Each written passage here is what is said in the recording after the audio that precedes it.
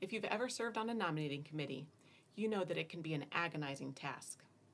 In the best case scenario, you are calling someone you know to ask them to fill a well-defined role you believe is well suited to their gifts and talents. But what can often happen is quite the opposite. You are handed a list of slots to fill and a list of phone numbers to call. It's like you're completing a matching section on a test and there are no descriptors to give you any clues as to how everything might match up. Now let's move to the other end of that phone call.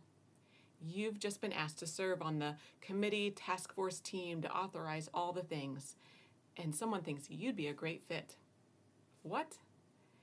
Now, you might say yes to such an ask if A, you're really bored, or B, you take pity on the person calling. However, most of us have plenty of things to keep us busy, and we know better than to agree to something that isn't clear, no matter how important or urgent the request sounds.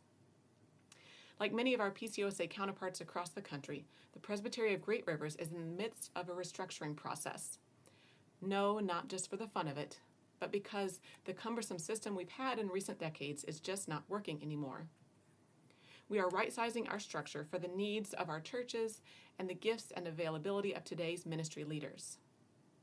Each new commission, committee, and team has a clearly defined purpose and scope of responsibility. Leaders and members of our congregations will have the opportunity to say yes to serve the greater church with confidence, clarity, and maybe even a little inspired enthusiasm that there could be a more effective way for God to work through us here in Central Illinois. Take a look at the proposed new structure, both in narrative and chart form, at greatriverspby.org. Mark your calendar for the August 19th Presbytery meeting, where this proposal will be presented for a vote. And join us in our prayer that this structure may be a refreshing and useful tool to help us be God's church here and now. Thanks for your time.